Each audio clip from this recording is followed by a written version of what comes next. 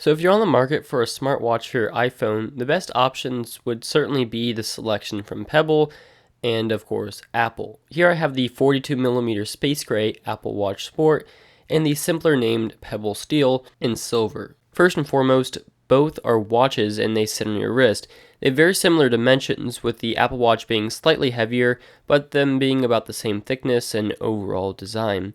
Now if you go with the 38mm route, the Pebble will definitely be bigger, but the 42mm they're about the same. Now they sit differently on the wrist. The Pebble has a bit more rectangular design with sharper corners, and it sits more flat on your wrist, whereas the Apple Watch is much more rounded and has stiff edges on the top of the band and slightly hovers above the wrist due to the ceramic plate on the bottom that houses both the connecting port for charging as well as several sensors, including the heart rate. This gives the Apple Watch the appearance that's slightly thicker, even though it's actually a hair thinner. So overall, the Apple Watch is a little bit more ergonomic due to its curves, but I do like how the Pebble sits on the wrist flatter.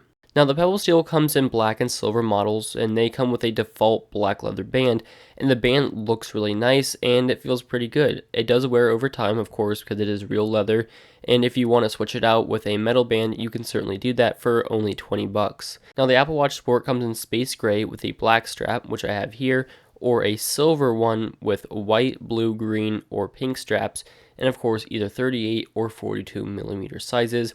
But if you want to start upgrading, you're going to have to go to a third-party route or buy the very expensive upgrades from Apple.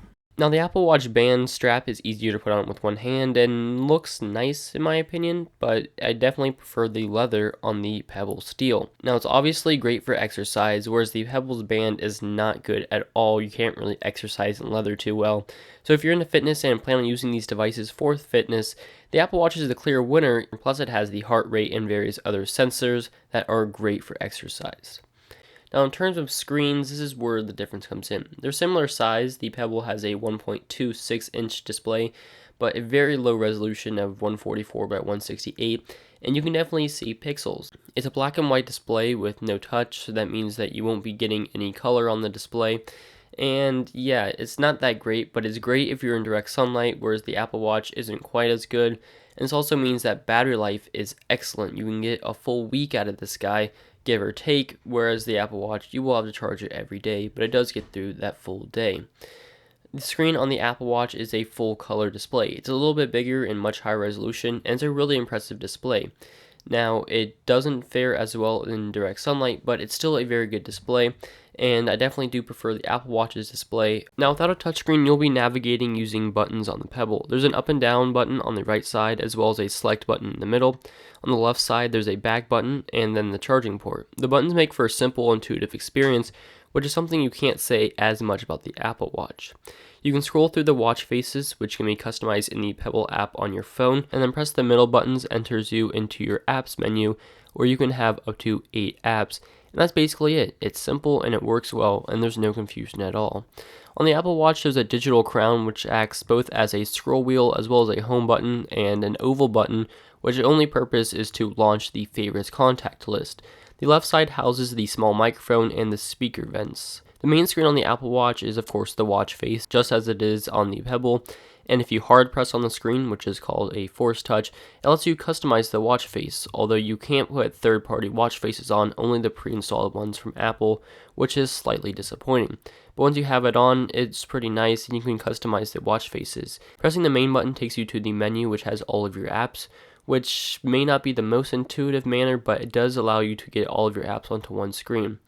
Of course, you can get the third-party apps, and you can store basically as many as you can with the allotted space. It has 8 gigabytes of storage on the Apple Watch, although not all of that can be allotted to applications.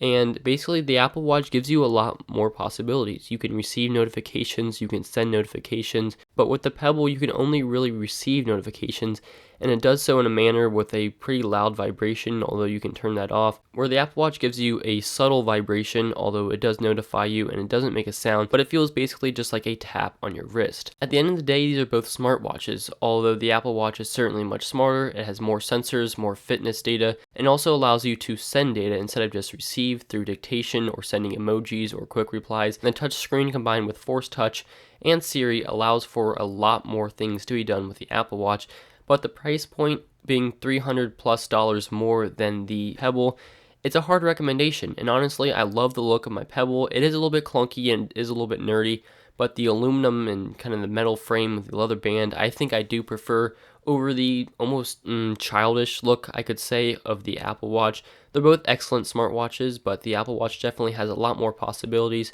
with sending data, although you will have to charge it a lot more. It's not as good as in direct sunlight.